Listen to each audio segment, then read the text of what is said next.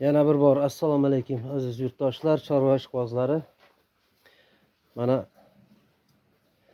gidroponikamizni, bug'doyimizni ham 9 kilosini tarozidan o'tkazib, kesib oldik.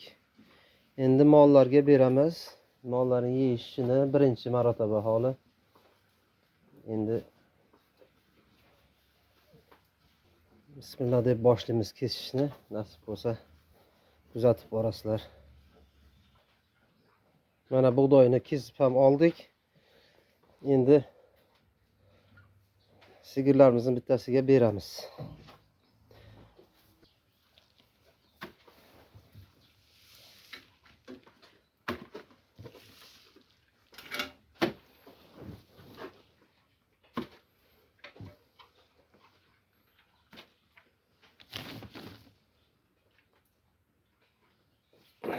Qani bismillah.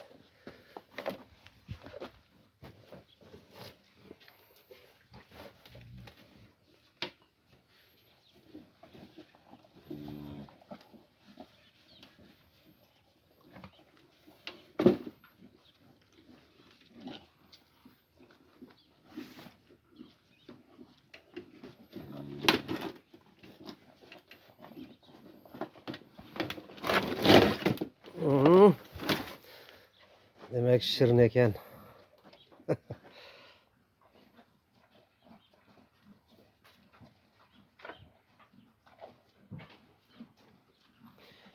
Mollarning iste'mol qilishi a'lo darajada.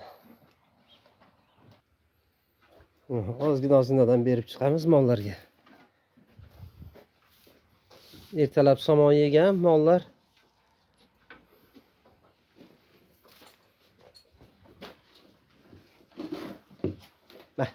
Nah.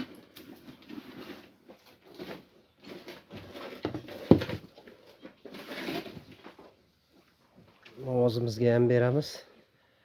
Yem yeyapti, lekin yemning ustiga tashlaymiz. Mana.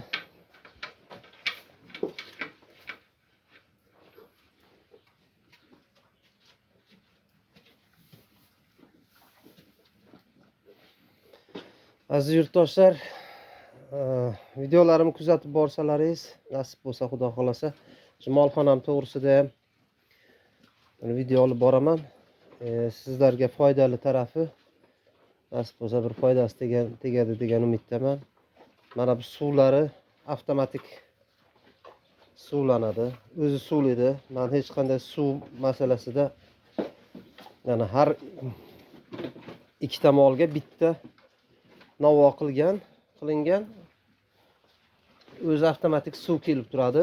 Mana bu yerda poplavek orqali keladi. Mana bu yerda poplavegimiz bor. Mana shu orqali keladi. O'zi suv ichgan sayin suv kelib to'lib turadi. Bular to'g'risida ham to'liq video qilaman hali, xudo xolasa. O'zim qilganman, o'zim svarchikman. Sog' bo'ling, salomat bo'linglar. Rahmat e'tiborlaringiz uchun. Hozir men sizlarga bug'doy sug'orish jarayonini ko'rsatib o'taman. Men gidroponika bug'doylarimni qanday sug'oraman, mana ko'rsatib beraman. Men asosan sug'orishda mana shu ekinlarga, daraxtlarga dori sepadigan bu nimada bor. O'simliklar dori darmon sotadigan magazinlarda sotiladi bu. 8 litr hajmi, 8 litr tutadi. Shundan foydalanaman. Buning afzallik taraflari ko'p. Chunki bug'doyni sug'organda hozir men ko'rsatib beraman sizlarga.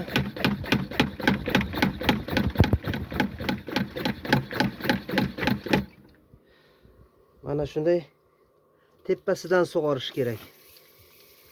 Mana shunday.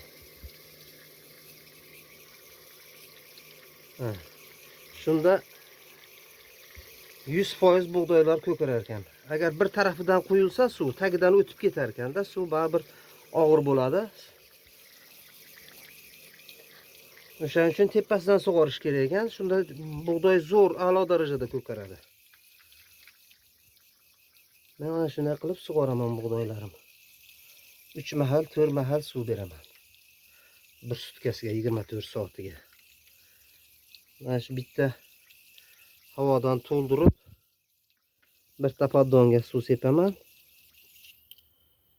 va to'xtatib turaman-da, yana bitta havodan to'ldiraman. Har bir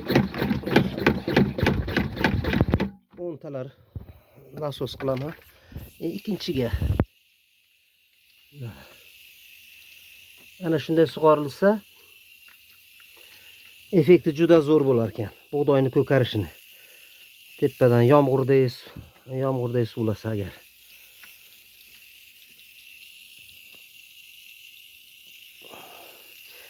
Buni hozir yana kamchiliklari bor ekan. Men topdim kamchiligini. Buni ham aytib o'taman. Mana shu yerda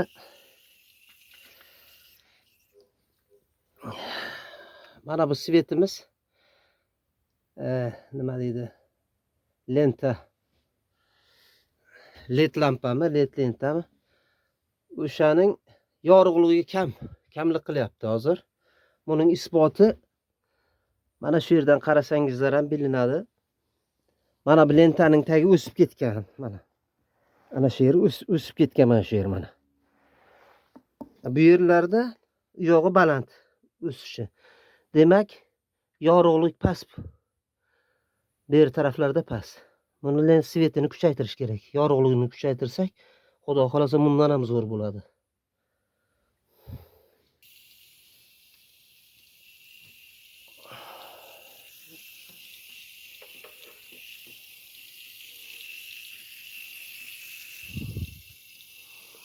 Mana lentaning to'g'risi mana suv sepyapman. Ko'rinayotgan bo'lsa kerak. Lentaning tagi to'g'risi mana to'g'ri shunday lenta o'rtadan yurgan, o'shaning tagi baland o'sib ketgan. Mana bu yerlari past. Demak, yorug'lik kerak ekan bunga yana. Agar yorug'likni kuchaytirsak juda zo'r, a'lo darajada bo'lishi aniq.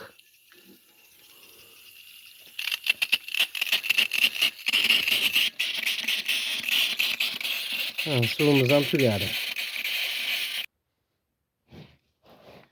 Bug'doyimizning 3dan 1 qismi 9 kilo chiqdi. 3dan 1 qismi. Sal o'tgan bo'lishi mumkin 3dan 1 qismidan. Hali bu yoqda yana 60% bor. O'shanday 25 kilo, 24 kilolar 5 kilo bug'doydan 1 kilo bug'doyga o'shanda 5 kilo to'g'ri keladi. Mana bu keyingi paddonlarimiz, birinchi paddon endi birinchi kunki bu. Mana bu paddonlarimiz juda zo'r. Ikkinchi paddon birinchi paddondan yaxshi. Ikkinchi paddondan uchinchi paddonimiz yaxshi. O'sishi tez.